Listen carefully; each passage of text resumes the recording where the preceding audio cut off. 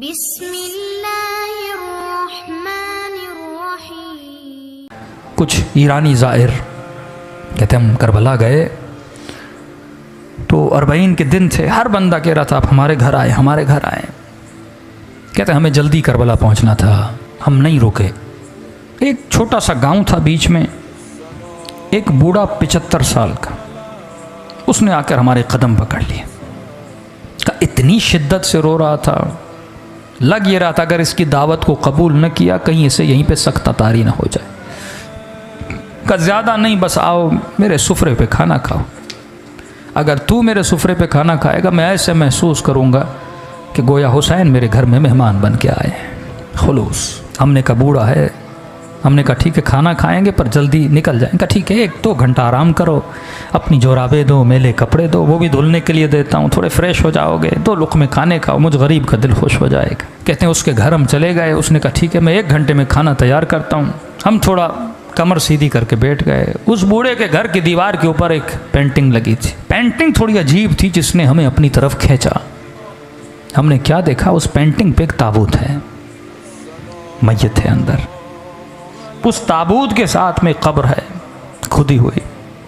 हमने कहा ये कैसी पेंटिंग है? लोगों के घरों में जाओ, यहाँ करबला की ज़री ये चीज़ें हैं, लेकिन ये कैसी पेंटिंग है जिसमें ताबूत है, ताबूत के अंदर मैयत और सामने खुदी हुई कब्र है।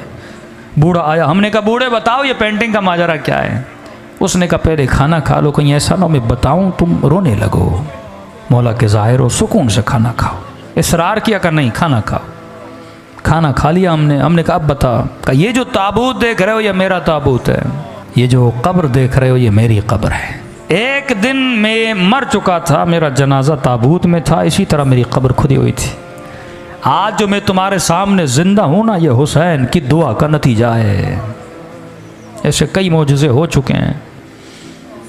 का ज़रा समझा तो कहना क्या चाहता है? का मेरे पूरे गांव वाले से पूछो कि ये बूढ़ा जिसके घर हमने खाना खाया है इसका माजी कैसा था, तो सारे गांव वाले गवाही देंगे हमारे गांव में इससे बड़ा कोई फासिक नहीं था। का मुझे नहीं याद कोई ऐसा गुनाह था जो मैंने नहीं किया। मेरा हुसैन इब्न अली से लेना देना नहीं था। मेरी एक अपनी गफलत की ज़िंदगी थी। सद्दाम वासिल जहन्नुम हुआ, 40 का सिलसिला शुरू हुआ। मैंने देखा जोक दर जोक कुछ लोग हैं जो करबला हुसैन की ज़ियारत के लिए जा रहे हैं। मेरा दिमाग तो था ही शैतानी ना। मैंने कहा जाता हूँ इन ज़ायरों को लूटता हूँ, किसी का मोबाइल लूटूंगा, किसी के पैसे लूटूंगा, थके हुए टूटे हुए सो जाएंगे, लूट लूँगा। कहता निकला अपने इरादा लेकर, चाय की सबीलें, खाने की सबीलें, मौक़ब पे मौक़ब लगा हुआ। दिल किया कि चाय पीऊँ। एक मौक़ब पे गया, मैंने कहवा उठाया, पीना चाहा। उस जवान ने मुझे पहचान लिया कि मैं चोर हूँ। उसने कहा कहवा नीचे रख, ये सबील हुसैन के ज़ायरों के लिए है, चोरों के लिए नहीं है, दूर हो जा हमारी सबील से। बुरा लगा। मैंने कहा कोई बात नहीं, आगे दूसरी सबील से पी लूँगा। आगे बढ़ने लगा, एक बूढ़े ने देखा जो सबील के अंदर था, कहा इधर आ। मैंने कहा क्यों आऊँ, चाय तो तुम पिलाने नहीं देते। कहा शर्म नहीं आती, सारे गाँव वाले मदद कर रहे हैं, हुसैन की ज़ायरों की खिदमत कर रहे हैं, तू खिदमत नहीं करेगा? मैंने कहा क्या करूँ? अब कहता मैं हुसैन को जानता नहीं, मानता नहीं, कोई गरज नहीं, कोई लालच नहीं। मैंने कहा ऐसे क्या मदद करूं? कहा देख चाय बना रहे हैं, चीनी ख़त्म हो गई, 2 किलो चीनी लेकर। मैंने कहा ठीक है। बग़ैर गरज के ना आप न्याज करते हो, जहन में कोई सोच है ना मौला हुसैन मदद करेंगे, कब्र में क़यामत में सैयदा को अजर देंगी मेरे आंसुओं के बदले। कहता नहीं मेरा कोई जहन में पस मंज़र नहीं। मैं गया 2 किलो चीनी ली। वापसी पे एक और सबील थी जहाँ चाय चल रही थी। मैंने कहा चाय यहाँ पीऊँ फिर जाऊँगा। उसने बोला भी तो अब उसकी चाय नहीं पीऊँगा। इज़्ज़त नफ्स ने मुझे रोका। मैंने चीनी इसके टेबल पर रखी, चाय पीना चाहिए। उस सबील वाले ने समझा मैं उसके लिए लेकर आया हूँ। उसने कहा मौला का ज़ाहिर चीनी लेकर आया है। मैं रोक न सका, बता न सका कि आपके लिए नहीं अगले वाले के लिए। उसने उठा ली। मैंने कहा कोई बात नहीं, 2 किलो और लेता हूँ। आगे बढ़ा। कहता है क़ज़ा पूछ के नहीं आती। आज मजमे में बैठा अगर मोमिन ये समझ रहा है ना 2 साल के बाद मरूंगा, 10 साल के बाद मरूंगा, ये तेरी भूल है। सेकंड लगते हैं रूह को बदन से निकलने में। कहता सीने में तकलीफ़ हुई, ज़मीन पे गिर पड़ा। अचानक देखा रूह निकल चुकी है, बदन ज़मीन पे पड़ा हुआ है। लोग दौड़े दौड़ा चेक किया कि बंदा मर चुका। का इतना फासिक था, मेरे जनाजे को कंधा देने के लिए मेरे रिश्तेदार तैयार नहीं थे। 4 मजदूर ढूंढे, उन्होंने कंधा दिया। समझ रहा था ख्वाब देख रहा हूँ, लेकिन जब अपनी खुदी हुई कब्र को देखा, ताबूत पे अपने जनाजे को देखा, मैंने कहा ख्वाब नहीं, मर चुका है। कहता इस आलम में परेशान खड़ा था, किसे पुकारूं? बंदा कुछ करे तो अल्लाह को पुकारे ना, न खुदा को सही से मानता था। कहता है कब्र के किनारे पे 2 अजाब के फरिश्ते खड़े थे, हाथ में गुर्ज लिए। इतनी हैबत थी इनके वजूद में, जब देखते थे गोया मेरे अंदर से जान को खींच लेते थे। समझ गया उतरूंगा, कब्र का दरवाज़ा बंद होगा, अजाब शुरू हो जाएगा। कहता मेरा वजूद कांप रहा था, किसे पुकारूं? कौन आएगा मदद के लिए?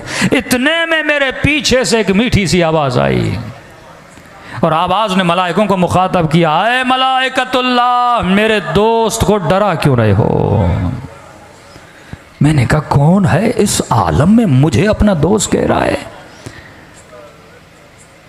कहता है मुड़ के देखा तो मलाइकों ने बड़े अदब से इसे झुक के सलाम किया और कहा अस्सलामु अलैका या अबा अब्दुल्लाह अल हुसैन, हुसैन शहीद करबला। हुसैन ने मुझे अपना दोस्त कहा मुझसे ज़्यादा मलाइकों ने ताज्जुब किया। कहा मौला ये रहा इसका नाम आमाल, दूर दूर तक आपके किरदार किसके अंदर खुशबू नहीं है, यह आपका दोस्त कैसे बना? इमाम ने कहा अगर दोस्त न होता मेरी सबील पे 2 किलो चीनी न देता। कौन देता है बेगरज किसी को कोई चीज़? कहा हुसैन गुनाह बहुत हैं, 2 किलो चीनी की कीमत क्या? ये हुसैन है, ज़रा ज़रा चीज़ का हिसाब रखता है हुसैन, ये करीम है। अजीब जुमले इस बूढ़े ने कहे कि सुनने वाले ईरानी सारे ज़ाहिर रोने लगे। कहा इतने करीम है, हमें पता नहीं था मौला हुसैन का। इमाम ने कहा 2 किलो चीनी के अंदर जितने चीनी के दाने थे, हर दाने के एवज इसका 1 गुनाह मिटा दो। कहा मौला मिटा दिए, अब भी गुनाह बहुत आए। कहा 2 किलो लेने गया था, ली नहीं थी। अगर तू करबला जाने की नीयत करे, बीच में मर जाए ना, सवाब लिखा जाएगा। आया तो था ना, नीयत तो की थी ना। इमाम ने कहा दानों को काउंट करो, हर दाने के बस। कहने लगे मौला हुसैन अब भी गुनाह बहुत है।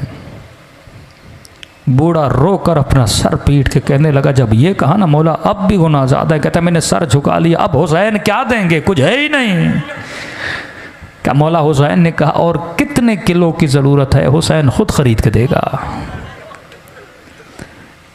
का एक शफ़क़त भरी निगाह से मुझे देखा, कहा वापस चला जा, और बन के वापस आना। अब अगली बार जब आओ ना, हुसैन को मलाइकों के सामने शर्मिंदा होने न देना।